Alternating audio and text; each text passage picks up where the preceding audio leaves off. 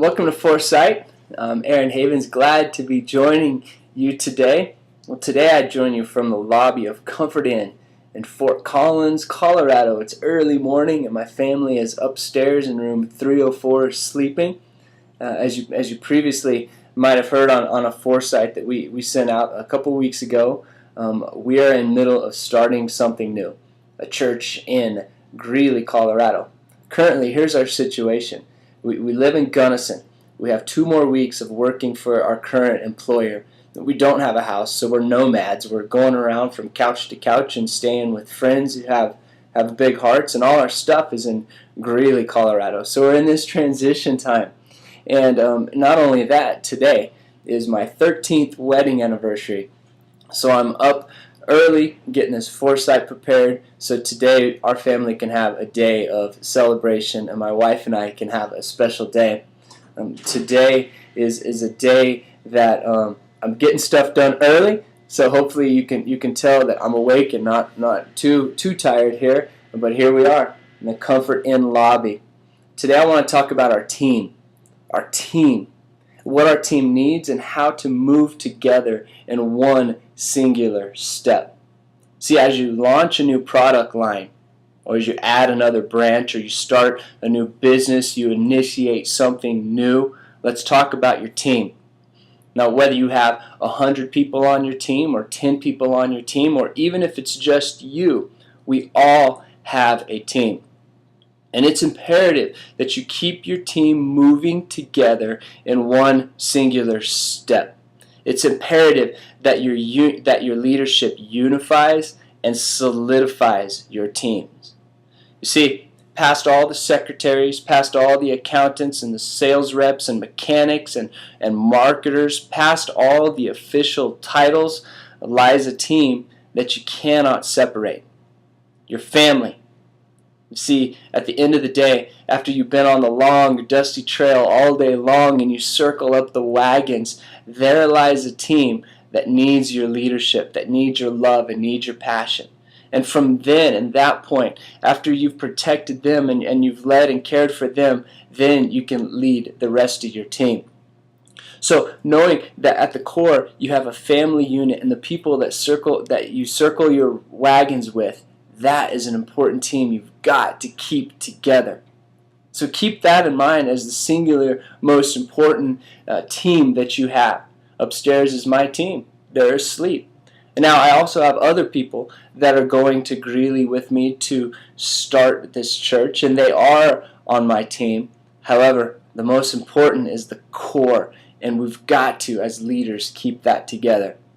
Now, let's move past that.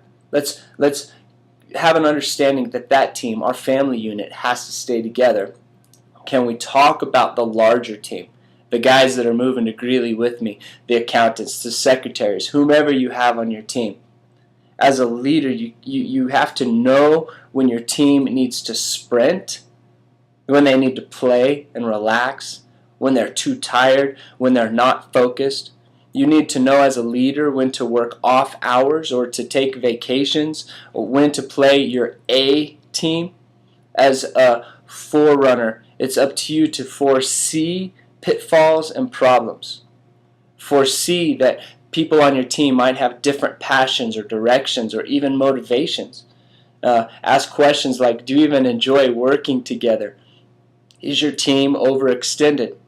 It's up to you to keep your team moving as one singular unit.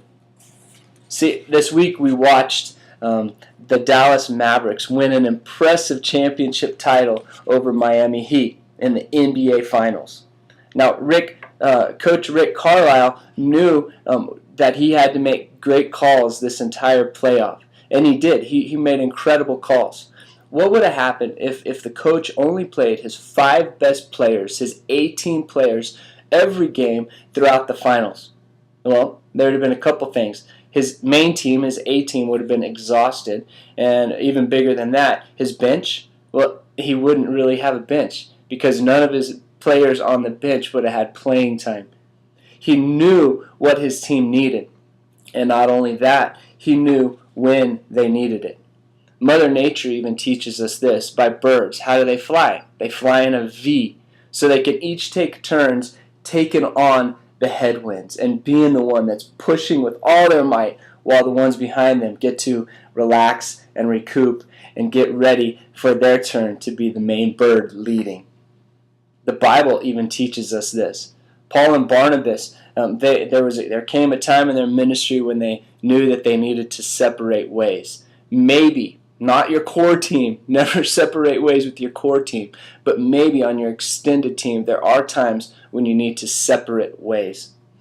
Jesus shows us great leadership in the Bible. He knew when it was time to eat, when it was time to rest, when it was time to work, and even when it was time to play. As you start something new and push with all your might, keep this in mind.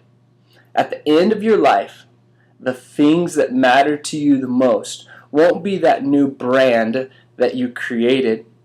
It will be who you created it with and the experiences you had together along the way. So here's your challenge today. Love your team, your core team and your extended team. Love them and lead them with all your might. We'd enjoy hearing from you on our Facebook page and on our blog. Together we're learning how to start something new. Isn't this journey fun? Thank you very much, and we'll talk to you next week.